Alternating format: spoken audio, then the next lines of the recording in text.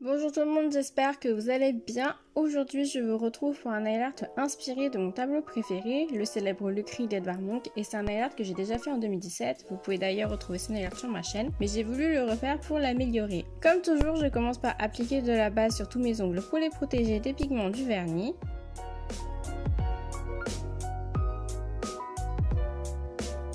Puis j'applique 2 couches de vernis blanc, avec la première couche bien fine que je laisse sécher 5 minutes.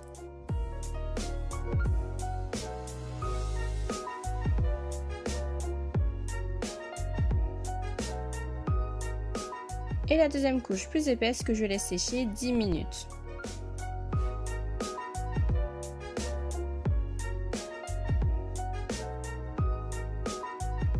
Après, j'applique une couche de top coat mat sur tous mes ongles et je les ai laissés sécher pendant toute une nuit, mais quelques heures suffisent aussi. Une fois que mes ongles sont secs, je me munis de mon petit pinceau et de peinture acrylique orange et je fais le ciel en remplissant la moitié supérieure de tous mes ongles avec le bas de cette section orange qui est en vague.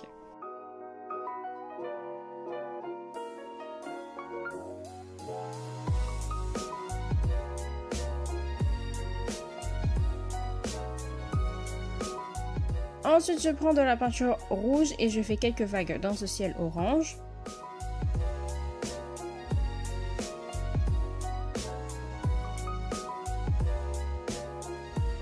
À présent, je dégrade les bandes orange et rouge entre elles. Donc pour ça, j'ai trempé la moitié de mon petit pinceau dans du orange et l'autre moitié dans du rouge. Et je suis venue repasser en balayant l'endroit où les deux couleurs se rencontrent, un peu comme en one stroke.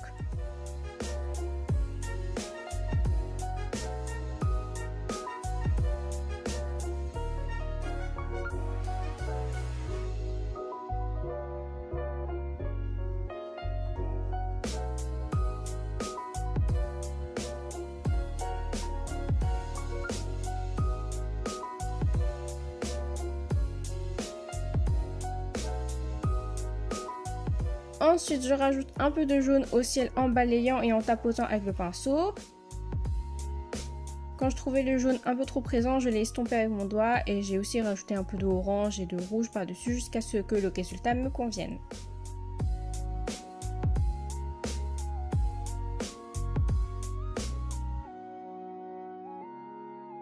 Puis j'ai pris de la peinture bleu foncé et j'en ai mis un tout petit peu dans le ciel.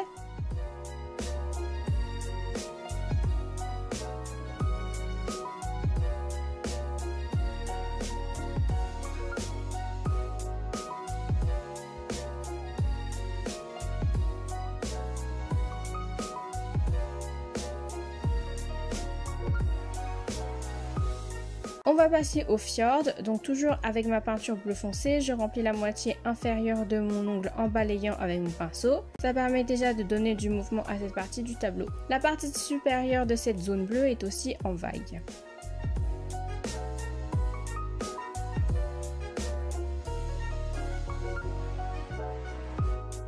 Ensuite, je mélange du bleu et du blanc pour avoir du bleu clair et je vais venir en appliquer dans le fjord, toujours en balayant.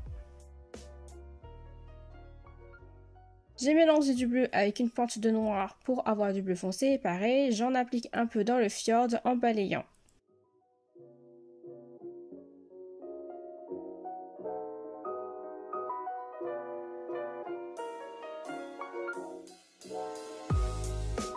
Puis j'ai mélangé du marron avec une pointe de rouge et de orange pour avoir un marron un peu plus chaud. Et avec mon pinceau fin au poil un peu long, je dessine le pont sur mon majeur. Pour ça, je commence par tracer une ligne diagonale.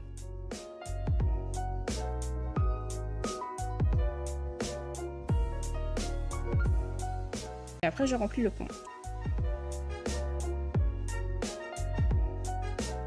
De la même manière, je fais aussi un pont sur mon annulaire. En fait, c'est la continuité du pont que je viens de faire sur mon majeur.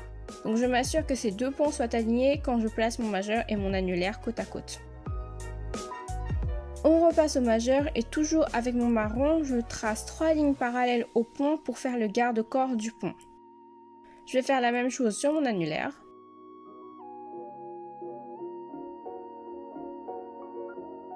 Et je finis par faire des lignes bien verticales à égale distance les unes des autres et qui traversent les 3 lignes que je viens de faire.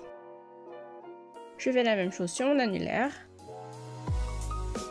Je rajoute un peu de orange au pont en balayant dans le sens du pont pour imiter au mieux le bois. Je rajoute aussi un peu de gris. Et je retouche jusqu'à ce que le résultat me convienne.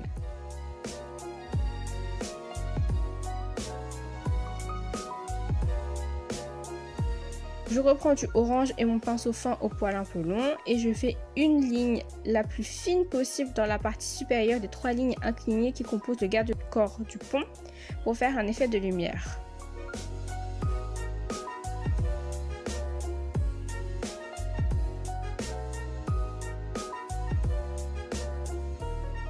On passe au dessin des personnages, donc je prends du noir et mon pinceau de détail et sur mon majeur, je vais faire les 2 silhouettes qui sont en train de se promener. Donc je commence par faire la tête de la silhouette la plus à gauche en faisant un petit rond et je dessine son manteau.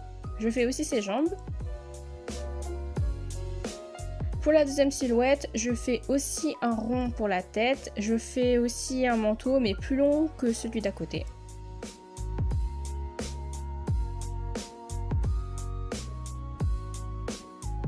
Là, j'ai décidé de rallonger un peu ces silhouettes et j'ai décidé de leur ajouter des pieds.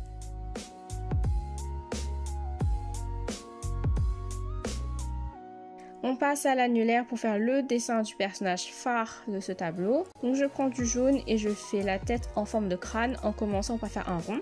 J'en colle un autre plus petit juste en dessous.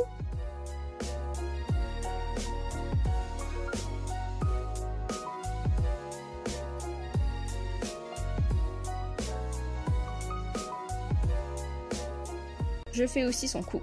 Avec de la peinture noire, je dessine ses vêtements, donc je commence par faire son corps en courbe.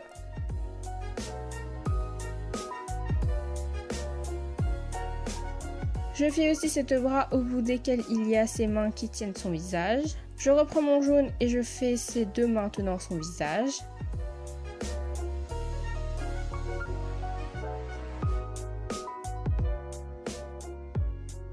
Je rajoute un peu de gris dans sa peau. Je rajoute aussi un peu de orange. Et je rajoute aussi un peu de rose clair.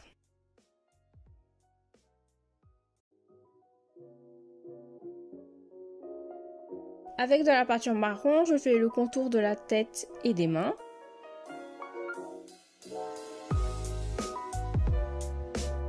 Je rajoute un peu de gris dans les vêtements en balayant de manière verticale. Ça me permettra notamment de mieux définir les bras. Je fais la même chose avec du orange. Je rajoute un peu de noir pour atténuer un peu et je fais ça jusqu'à ce que le résultat me convienne. On repasse à la tête et je fais 2 points blancs pour les yeux.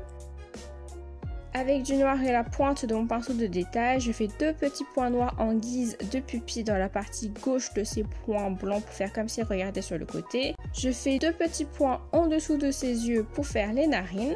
Je fais la bouche en forme d'ovale. Une fois que tout est bien sec, j'applique une bonne couche de top coat que j'étire du bout du pinceau pour ne pas faire baver le nail art. On ne saute surtout pas cette étape étant donné qu'on a utilisé que de la peinture acrylique qui partira au contact de l'eau. Je n'oublie pas d'en appliquer sur la tranche de l'ongle pour prolonger la tenue du nail art et éviter justement que l'eau ne s'infiltre. Et voilà le résultat final, j'espère que ce nail art vous a plu. N'oubliez pas de vous abonner, de liker, commenter et partager cette vidéo. N'hésitez pas à consulter la barre d'infos pour retrouver la liste du matériel utilisé et rejoignez-moi sur Instagram pour plus de nail art. Sur ce, je vous dis à la prochaine, bye!